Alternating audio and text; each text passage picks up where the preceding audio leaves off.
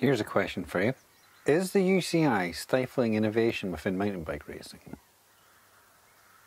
So, the UCI, for those of us who don't know, is the governing body for cycling globally. They're a bit like FIFA or the FIA in football or motor racing, and they set down a series of general regulations and regulations for each individual discipline to allow for fair play and sportsmanship and making sure that everyone's playing by the same rules. And a lot of accusations have been made of them that they're stifling innovation. Yeah, a lot of that is true and kind of hard to argue against.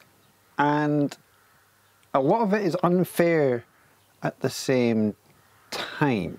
And really it comes down to the soul of what that discipline is supposed to be.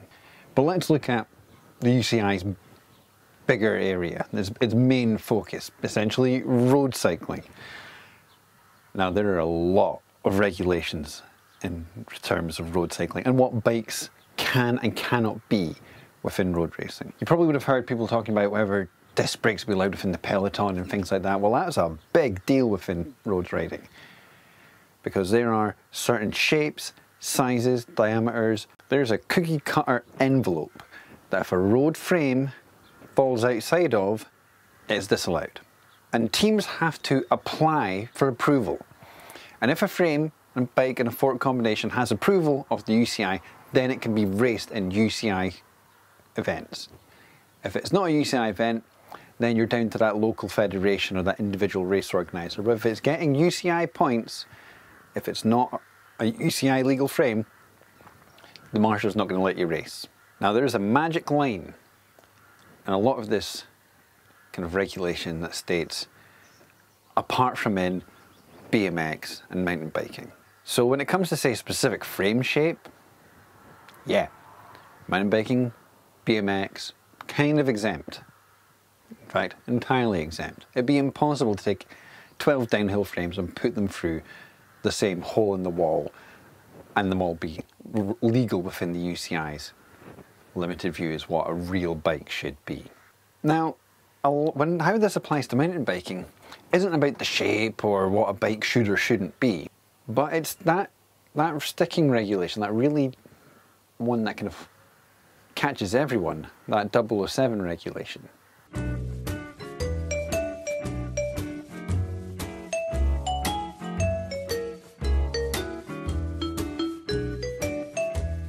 So as you can see, that regulation states that all bikes should be accessible to the public and saleable within 12 months of their first being used. So that means all those 29ers that started appearing last year, they need to be on the market this year. Or they can apply for a prolongation.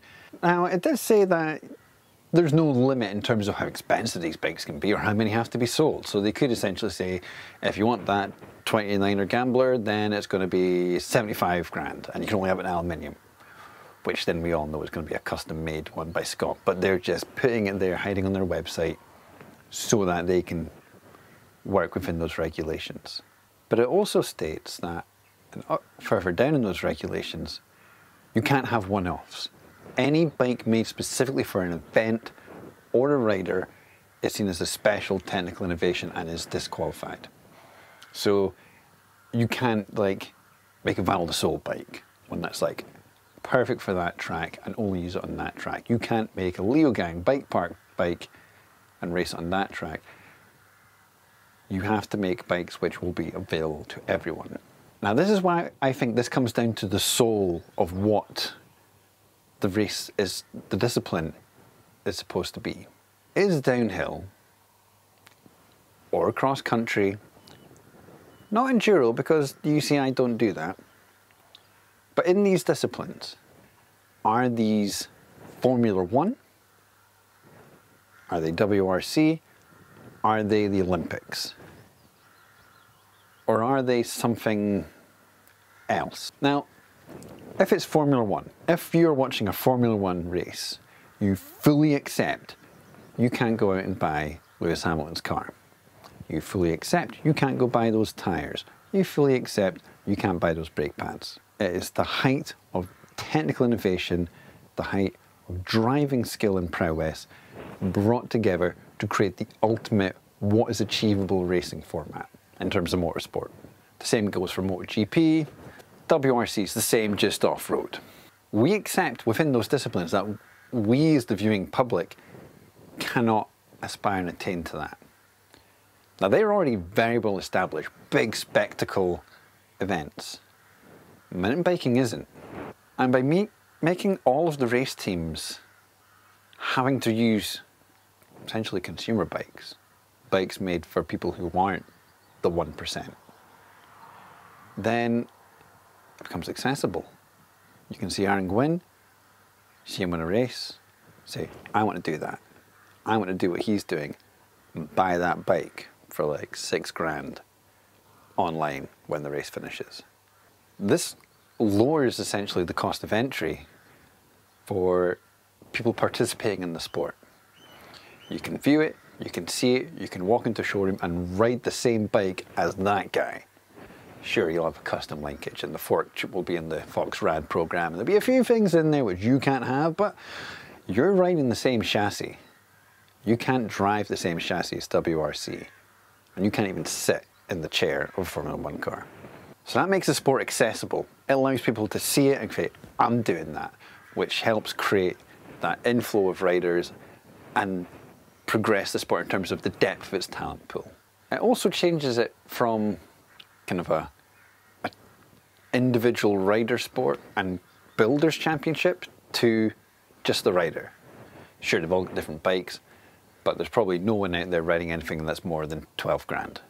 That, again, means that the richer teams can't just outspend the poorer teams.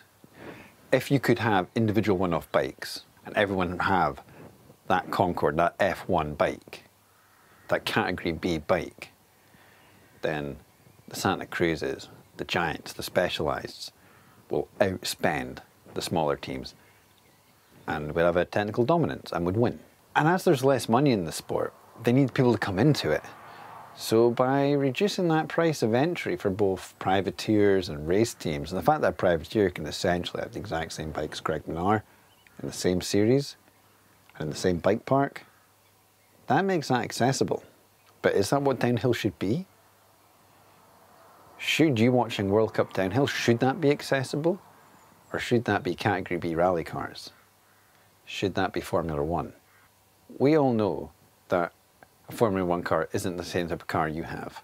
But there's an awful lot of industrial engineering lessons learned from driver assist, ABS brakes, energy recovery. That filters down to the cars we have. Sure, over time, but it gets there.